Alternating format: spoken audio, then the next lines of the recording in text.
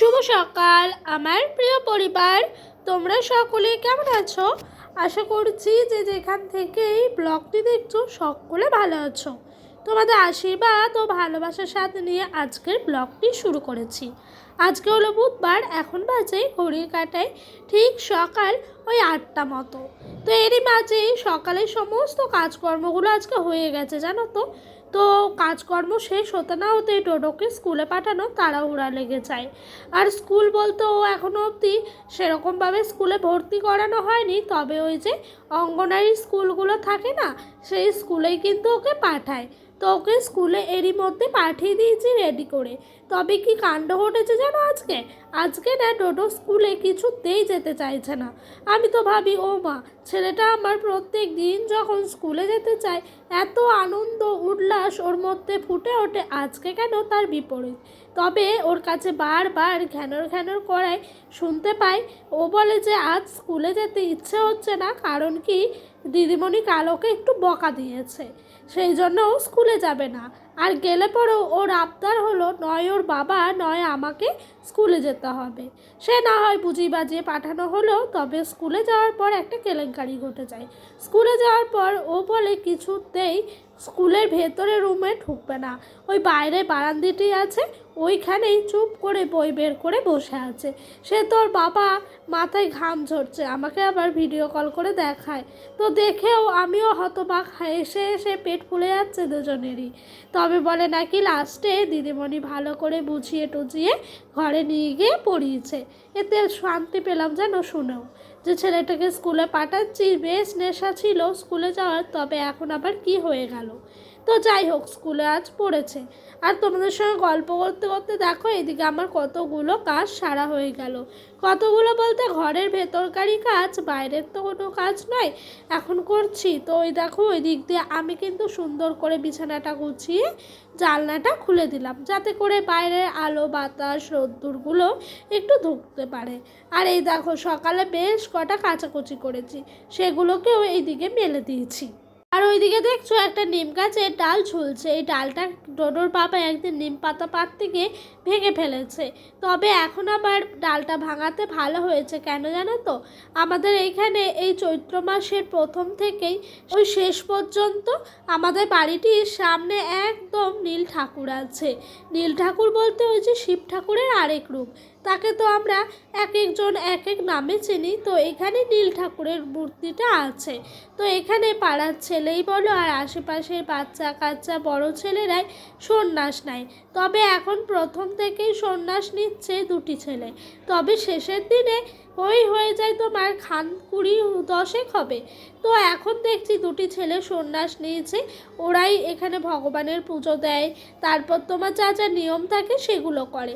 তো আজকে সকালে একটি ছেলে সেই গাছটি থেকে নিমের ডাল পেড়ে নিয়ে গেছে, আর তারা যা খুশি কি বলবো এই নিম গাছের ডালটি ভাঙা থেকে।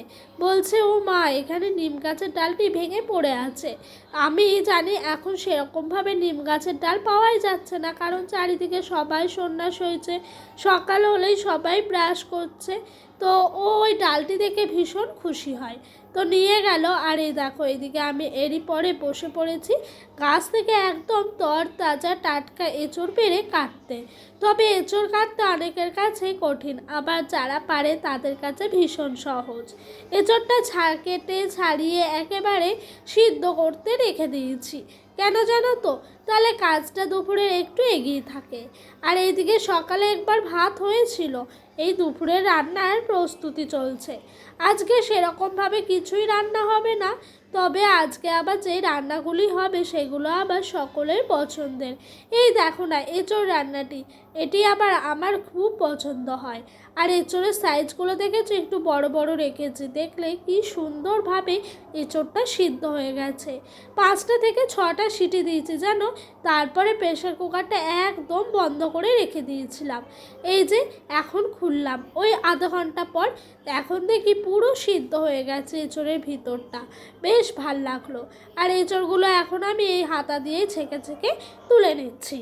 এঁচড়গুলো যেন খেতেও ভীষণ সুস্বাদু, তবে পেরে ফেলা হচ্ছে। এঁচড়গুলো না একটু বড় না হতে হতে কেমন যেন সাদা সাদা গায়ে পোকা লেগে যাচ্ছে, তাই পেরে ফেলছে যে এগুলো কাঁঠাল হলেও ভালো হবে না, তবে এঁচড় খেয়ে নিলেই ভালো হবে।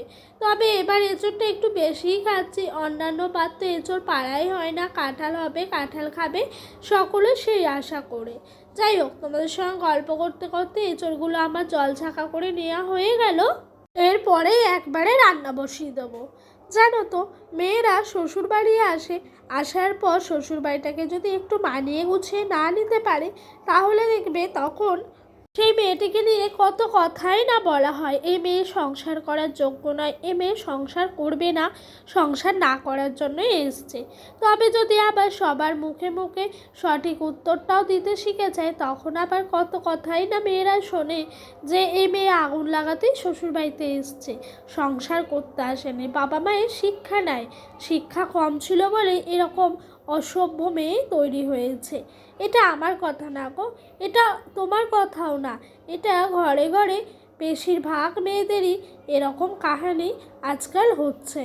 তবে জানো তো, কেউ বলে কেউ বলে না, নিজেদের মধ্যেই সমস্ত কিছু রেখে দেয়। তবে শ্বশুরবাড়িতে না মানিয়ে নিতে পারলেও সেটা তার দক্ষতা। সমস্ত কিছুই জীবনের একটা আর্ট। আমরা মানুষরাই হলাম আর্টিস্ট। আমরা যদি না থাকি তাহলে কীভাবেই বা এই জগৎটা চলবে বলো? তো যাই হোক, অনেক কথাই বলে ফেললাম কম বেশি। আর এই দেখো, গল্প করতে করতে রান্নাটিও মোটামুটি হয়ে এসছে। ওইদিকে এঁচড়ের তরকারিটি হয়ে গেল, এদিক দিয়ে টমেটো দিয়ে মসুর ডালটা করে নিয়েছি। জানো তো, মেয়েরা শ্বশুরবাড়িতে আসলে মেয়েটাকেই মানিয়ে নিতে হয়। কেন? শ্বশুরবাড়ির লোকেরা মেয়েটাকে একটু বোঝারও চেষ্টা করে না, মেয়েটাকে একটু মানিয়ে নেওয়ারও কখনোই তারা চেষ্টা করে না। তারা শুধু জানে পরের বাড়ি থেকে আসা মেয়েটি সকাল থেকে রাত অবধি অক্লান্ত পরিশ্রম করবে আর তাদের ওপর সেবা যত্ন করবে, অথচ তারা কুকথা খারাপ কথা বললেও সে মুখ বুজে সহ্য করবে। এই দেখো, ডোডোর লুকটা দেখেছো? একটু পরেই ওর লুকটা দেখতে পারবে। এখান দিয়ে বেশ কুচো কুচো পেঁয়াজ ছিল, সেই পেঁয়াজগুলো এক বাটি কেটে এখন রেখে দিয়েছি। এগুলো রান্না করা হবে পাতুরি। আর আজকে ঘরের লাইটের অবস্থা ভীষণই খারাপ, কেন জানো তো? Low voltage. তবে আমাদের সকলের পাড়ার বাড়িতে হয়নি, আমাদের বাড়িতে আরেকটি বাড়িতে হয়েছে। আর আজকে অসীমা দিদি ভাই, মানসী বনু তোমাদের কারোরই কমেন্ট পায়নি, ভীষণই মন খারাপ। তবে বেশ কিছুদিন ধরে একটি কমেন্ট দেখছি কমেন্ট বক্সে রয়ে গেছে। একজন আমায় প্রশ্ন করেছেন, বলেছেন যে যে আমি কোথা থেকে ফ্রি কপিরাইট মিউজিক ব্যবহার করি ব্যাকগ্রাউন্ডে দিই। তো দেখো, অনেকই অ্যাপ আছে ফ্রি কপিরাইট মিউজিক ডাউনলোড করার মতো। তো ইউটিউবের গাইডলাইনে বলা বারণ আছে কোনো অ্যাপের নাম উল্লেখ করা। তো তোমাকে আমি সত্যি বলতে অনেকই খারাপ লাগলো যে জানাতে পারলাম না আমি কোন অ্যাপ থেকে মিউজিকগুলো নিই। তবে তোমরা যদি চাও ইউটিউবে সার্চ করেও নিতে পারো। তা কি হয়েছে? চুল কেটে দিয়েছে তো ভালো, তো গরমের দিনে তুমি একটু আরাম পাবে। কি কিউট লাগছে তোমাকে জানো?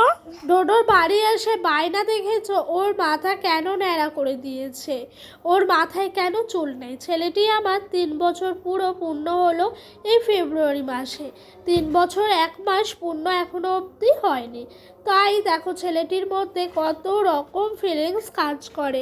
কেন ন্যাড়া হয়েছে, ওকে দেখতে ভাল লাগছে না, কিউট লাগছে না, সে হাজার কথা।